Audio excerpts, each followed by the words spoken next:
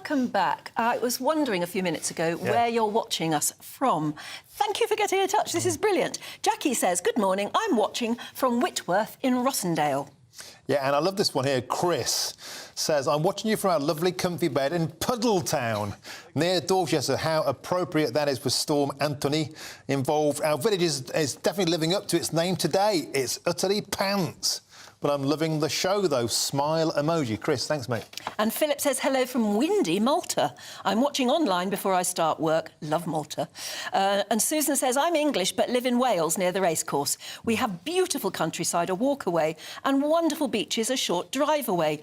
Unfortunately, it is throwing it down with rain, so it's a stay-at-home day today. I feel for the holiday makers who are here at the moment. And Francesca shows that the show must go on because I'm a registrar and I'm marrying two couples today. They won't quite have the perfect photograph. They might be hanging onto the veil as it flies off across the village green, but nevertheless, have a great wedding, you pair out there, Francesca. Have a great day. I've got a registrar in the family. Yeah. And, I mean, Saturday's a busy day. Yeah. And there are always such wonderful stories of people who get married in unusual ways and unusual costumes and things like that. Apparently, it's a brilliant job, so well done, you. Yeah. Vicky, Steve and Torts the Tortoise say, hi both, I love it in the New Forest and I absolutely love this weather. We're going to snuggle up with the tortoise. Yeah, I love this here. Chris says the tortoise. I know, it's an unusual one. They're all going to hibernation. Snuggle a tortoise. Well, they're going, they might go to hibernation together on a day like this. True.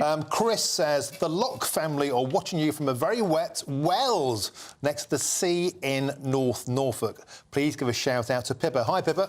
Is it called Wells next to the sea? Is that what it's called? Yeah, Wells next to the sea. Beautiful name. That's lovely, isn't it? Lovely. Paul says, I'm having coffee with my dog, working later because hair won't cut itself. Could you say hello to the dog for me? He's called Deefa. Nice. Hi, Deefa. And Sue having a lucky escape here. We're currently sat in bed watching the rain, but getting ready to finish packing to fly out to Portugal tomorrow. A little kiss at the end there, Sue. I wish you well. The great escape. You got the right idea by the looks of it. And finally, John says, I'm watching in Kursk in Russia. I truly wonder how many viewers and listeners do so from behind the what used to be called the Iron Curtain. I never miss your early morning headliners replay and then your award-winning breakfast show. A great start to every day. Oh, John, wonderful? That's lovely. Thank you. From Russia with love. Yeah, Thank you very much. Appreciate that. Cheers. Yeah. OK, let's take a look now at today's newspapers. Well, children as young as 7 are going to get transgender treatment on the NHS. That's according to plans seen by The Telegraph. And the Daily Mail leads on the extraordinary story that Albanian gangs are advertising escape routes in lorries for people who have problems and want to leave England as soon as possible. People who have problems. It's interesting. The Guardian draws attention to England's childcare sector being at risk of becoming a playground for private equity. And in the Times, we're told middle-class students have been warned they face losing out on places at top universities that have recruited increasing numbers of foreign students. And lastly, on the Star, it's saying a moose stabbed me in Skeggy, as it's revealed that Joe Pasquale narrowly avoided death after impaling himself on a moose antler. I still don't understand that story. We've been reading it out all morning. How do you get impaled by a moose in Skeggy? I've been there a few times. Never happened to me. Who knows? Who cares? I don't know. Emma Wolf is with us. Susan Holder is with us to help us look through the papers.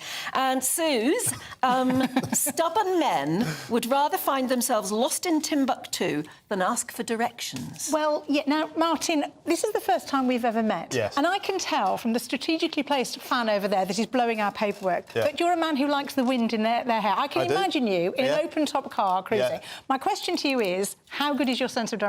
Terrible. Utterly terrible. So I've got a geography degree and I can't find my way to the corner shop. Well, you're bucking the trend then, because according to this piece in whatever paper it is, I think it's the Mail again, is that they've done research and 93% of men overestimate apparently how good they are.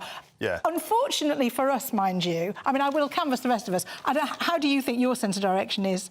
Me? Absolutely lousy, but I do rely on the sat-nav. Sat-nav, what do you think? Are you got good sense of direction? No, I sort of turn the A to Z round. I like A to Z, I like to look at a map, and then I turn it round to work out where I am. I can't sort of, have to get into the map. But I think at least women admit that they're not great with directions. But apparently we are, as we have proved by being female, we have actually more likely to admit that we don't know where we're going. Men unfortunately, are better, apparently, according to this research. Their sense of direction, I hate to break it to people, is better, but they're much less likely to admit it. And we've all got... It's a dad thing, isn't it? My dad would never... My mum would spend the whole journey anywhere going, just stop and ask, just stop and ask. And my dad like, no, we know we're going. And the one time he did stop and ask, we got kind of a comedy response that I won't share because it won't make any sense. It's our family kind of comedy joke. But we've been telling that joke for 50 years. And I think it's because it's the only time he ever stopped to ask for direction. I can also confirm that it's similar with, like, the instructions for like flat pack furniture. Yeah, absolutely. I take it as a sense of failure as a man to even look at them. And that means it takes 5 times longer than it should. Yeah, but then you assemble something really critical, like a bed, and you've got... There's always something left missing. over. I think got things left over. That's worrying. Where are they meant to be? And they're extras that they put in for you that you're not meant to use them Is that all. right? I'm sure of that. I hope so. Meanwhile, Emma, you've been looking at what is and what is not comfort food. Well, this is... Consumers this summer are very, very depressed by the weather.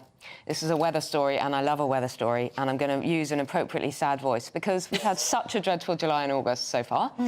And so sales of comfort food are up. So people are buying roast puddings, roast potatoes, apple pies, custard, all the comfort food to make themselves feel better. Whereas actually summer should be a time of barbecues and ice cream and lightly tossed salads and, you know, all of that, drinking sundowners. And apparently Waitrose and all the other big, the M&S and all the other big grocery stores are saying summer food is really, you know, sales are really, really down. People just can't really have barbecues. I can definitely confirm. So yesterday on my way home from work, I bought a big pork joint. It's been cooking all day, all night, 24-hour pork. When I get home, I got a big pile of pork. No salad for me. Don't know about you, Suze. How was the chicken? This is not salad weather. I had soup and crumpets for my tea last night. That's an autumn meal, isn't it? It is. That's an autumn meal, but that's like tomato soup and cheesy crumpets. Oh, I mean, that I shouldn't be having that in August, But it's though, cold, should I? and the evenings are actually dark and quite chilly as well. I mean, you know, you're eyeing the kind of heating and thinking, shall I put it on? Can't put it on in August. It's not at all seasonal for us. Different in Europe. No, and the worst thing is that there doesn't seem to be any light on the horizon yet. No. Anyway, so, all right, Suze, tell us about Total Wipeout. Right, this will cheer you up, or horrify you in equal measure. So, does everyone remember the show Total Wipeout? Is that with the boxing gloves that knocks you off? Yeah, it's got the big red balls you have to bounce across. It's like it's a knockouty kind of a style thing. I think it was filmed somewhere like Argentina, because obviously they couldn't rely on the weather here, presumably, because you never can. Well, it's getting a reboot, according to the story, on page 3 of The Sun, it has to be said. It's a naked reboot. They're going to be doing it with contestants naked. I don't quite understand this drive for having every show done in a naked format.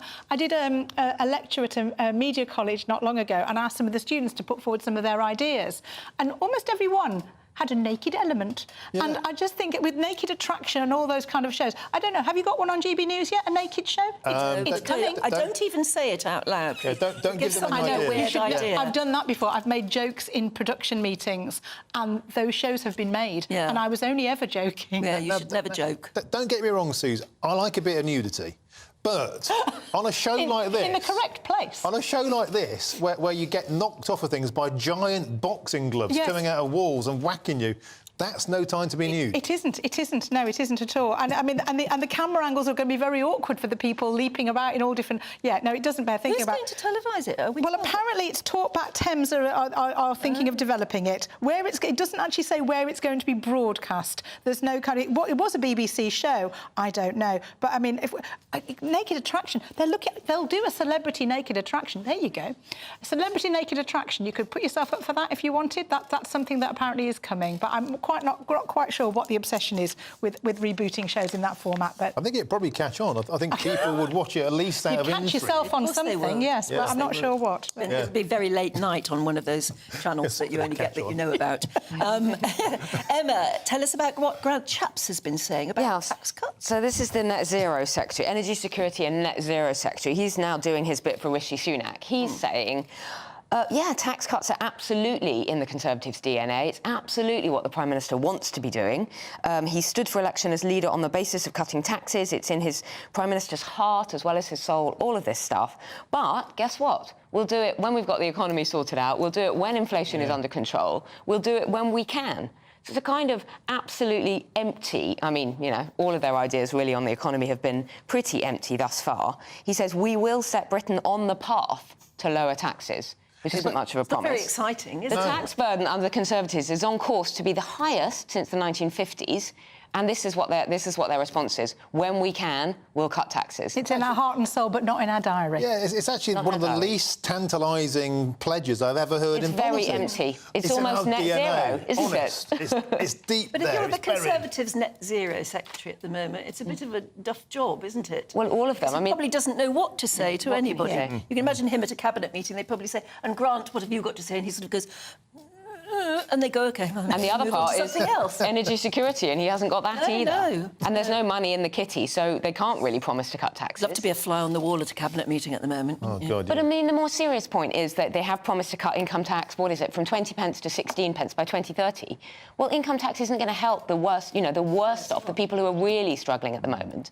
And anyway, 2030, a lot of people are struggling right now, and it's 2023. So I just think lots of hot air from At the moment, anyone in 2030 doesn't sort of seem very relevant at the moment. It doesn't really. The way we're... Yeah, When we're talking about this winter, you know, this winter, the fuel bills, all of that. We've gone from naked TV shows to tax cuts, which kind of killed the mood a bit. Let's move on to Susan. Yes. Let's get back to something a little bit more zesty here. Snappers snap over wedding TikTokers. What's this about? So apparently there is a new trend, and it's not that surprising when you think about it, that people getting married as well as, or sometimes instead of, but as well as having a photographer, they have an Instagrammer, influencer, social media content director who comes to make all the things that they want to put on TikTok or on their social media. Oh. Now, you see, you roll your eyes. Sounds but ghastly. It is that, if that's what the young people would It's like. what they want, yes. And if that's what they do. I wonder whether, and the photographers are moaning, because not only, obviously, if they go with these people instead, that's costing them the £2,000 minimum that you would pay for a photographer at a wedding. My son is getting married next year, so I have some of these figures at my fingertips. But maybe they don't have the photographer at all, which is obviously going to upset them. But also, if they have both of them there, these people are getting in the way of the photographers and directing operations and are being in the shot. So you can see a A conflict. clever of kind of- photographer would make it do it themselves, Yeah. wouldn't they? Yeah. They'd say, Yeah, we that's also true. offer You a would social have, media that's platform. a good point. Yeah, that is a good point. You would have to diversify, Yeah. wouldn't you? Because people are on social media, and if you're putting everything, if you're putting what you had for lunch on social media, Yeah. presumably when you get married, you want a couple Yes, of nice of course you do. photographs as well. I And that's think it's all about understandable. Instagram photos. Now, Emma, quickly, Yeah. I must allow you to have a quick dig. Oh, very quick, 'cause at I know- LTNs, the Oh, dreaded yes. low traffic Yeah, and I neighbourhoods. live in one. I live 56 in the million middle of one. quid Yeah. in 2 years. Well, I know Oula's has been getting a huge response from viewers, hasn't it? You know, people really across the country, not just London. London drivers have been hit with around £56 million in fines in the last 2 years for driving in these low traffic neighbourhoods. Often you get caught, you don't know where you're going, you're trying to get out of them, you can't get through the bollards, all of that kind of thing. About 1 million tickets have been issued, and obviously Rishi Sunak's been coming out recently saying, I back drivers. So I think the driving situation is a real mess. Take them away. You're in your car for longer. It's destroying shops and livelihoods in certain areas. Increasing traffic and congestion. It's increasing and pollution. congestion on other roads, and on the roads where they're not meant to be, aggressively, you see vans and cars aggressively three-point turning to get away because they've suddenly come up with a roadblock. Get rid of those flower pots. Susan Holder, Emma Wolfe, a fantastic mix of common sense, fun, feistiness and some really moving anecdotes earlier on about your friend. Thanks for sharing that. Fantastic news review. Thank you very much.